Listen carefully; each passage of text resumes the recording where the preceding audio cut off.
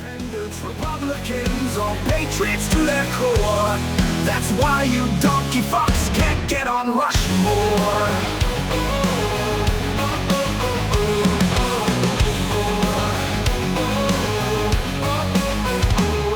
Of course, there's old George, our original. He was brave, bold.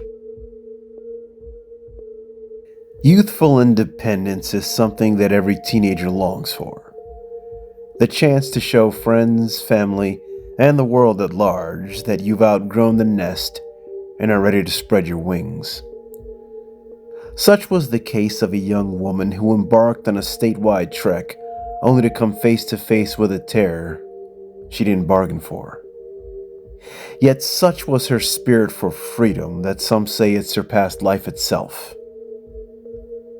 This is the eerie case of Lisa Marie Kimmell.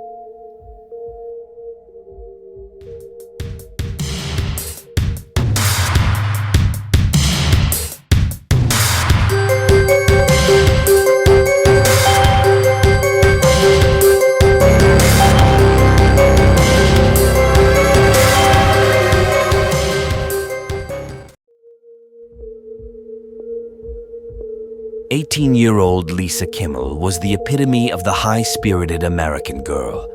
She was feisty, opinionated, and attractive.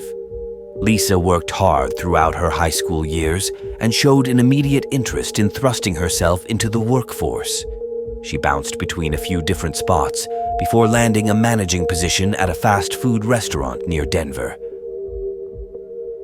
The fast pace and high responsibility of the job suited young Lisa just fine.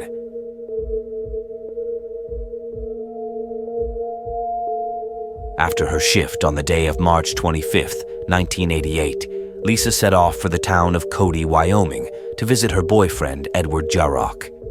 She was driving what many said was her pride and joy, a black Honda 1988 CRX that carried the personalized license plate reading Lil Miss. Her friends said that the car summed up Lisa's personality to a T.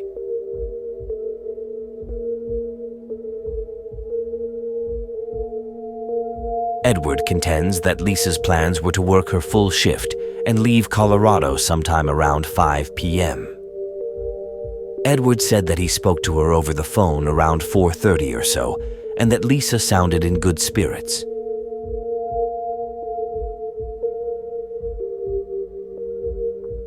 At her normal speeds, Lisa should have arrived at Edward's house around midnight. Lisa was to spend the night at Edward's, then continue on to Billings, Montana, where she planned to have an extended stay at her parents'. Needless to say, things did not go to plan.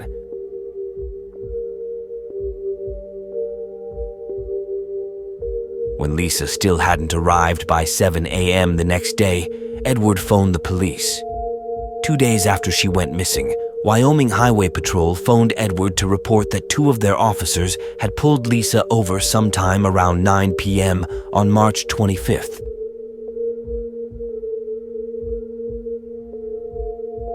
Officer Alan Lesko reported that he had pulled Lisa over for speeding.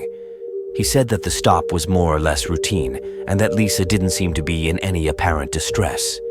Records verifying Lisa's signature proved that the young woman that Officer Lesko stopped that night was indeed Lisa Marie Kimmell.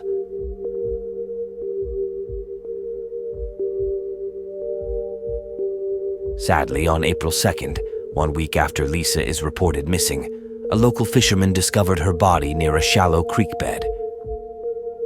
Autopsy report says that Lisa had been stabbed to death. Police immediately ran a survey around the area where Lisa's body was found and discovered large amounts of blood on a nearby highway bridge. Calculating the low current of the stream that ran underneath, authorities surmised that Lisa was thrown from the bridge and floated about a quarter of a mile downstream, where her remains would eventually be found.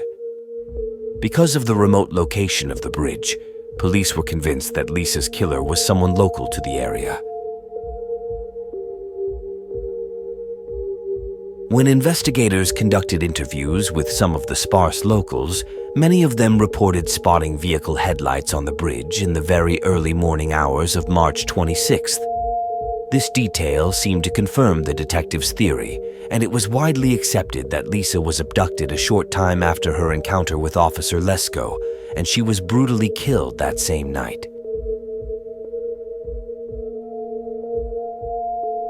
Other than apprehending her murderer, police considered this a pretty cut and dry case.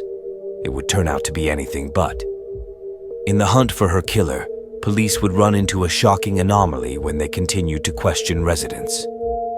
Unbelievably, several witnesses claimed that they spotted Lisa Marie Kimmell well after police think that she was already dead. Reports came in of strange-looking men who many witnesses say were accompanying Lisa. Over 20 different sketches and renderings were made of these individuals. None of it seemed to follow any rhyme or reason.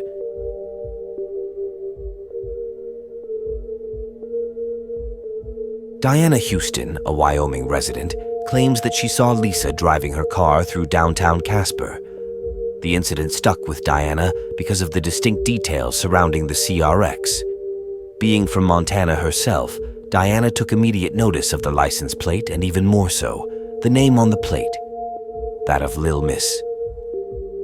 Diana contends that she vividly remembers the name because a friend of hers owned a dog with the exact same name. When she drove past the vehicle, she took note of the driver. According to Diana, it was an attractive young woman with short brown blondish hair, which matched Lisa's description.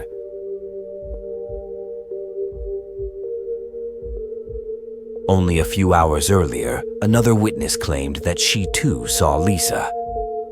A woman named Donna Kirkpatrick, wife of the county sheriff in Buffalo, saw a small black sports car matching the description of Lisa's CRX. The car pulled out in front of her while she was driving on the outskirts near late afternoon of March 26th. As Donna got closer to the car, she was struck by the unusual name on the license plate. It was none other than Lil Miss.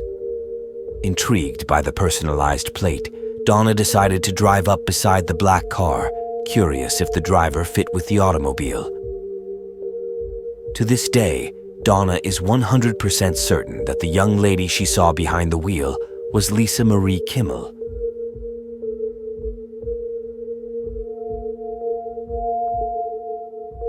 A third witness also came forward to say that he too saw Lisa Kimmell on March 26th, and like Donna, she was in the area of Buffalo, Wyoming.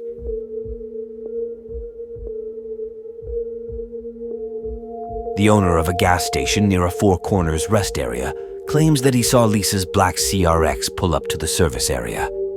However, this time, Lisa didn't seem to be alone.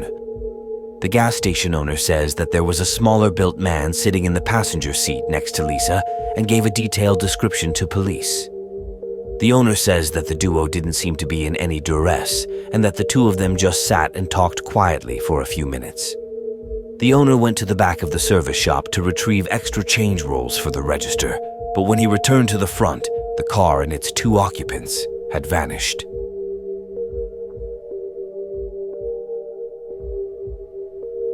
The case would languish for some 15 years until the spring of 2002. When re-examining the case, DNA found at the overbridge near where Lisa's body was found was run through several databases when a match was discovered.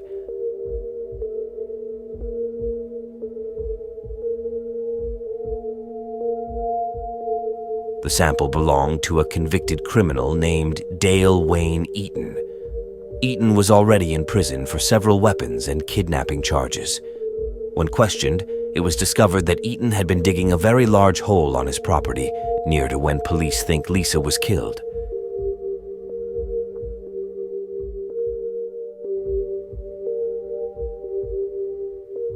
Detectives moved swiftly and began a search of Eaton's property beginning in July of 2002.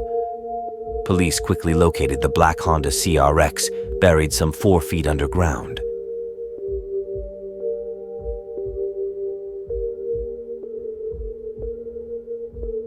When questioned further, Eaton confessed to the crime and says that he held Lisa for some 6 days before she was ultimately killed. Dale Eaton was convicted for Lisa's murder and currently sits on death row.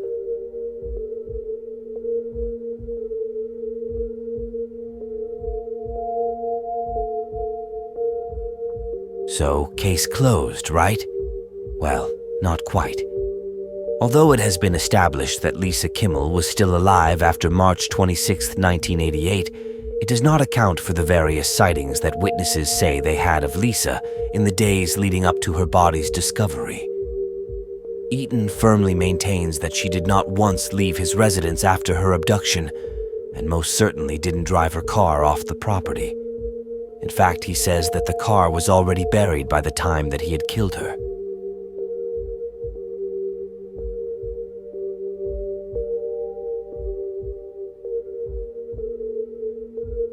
So what of the accounts for the sightings around Wyoming? Some say it was just a case of mistaken identity, but others have a more supernatural explanation.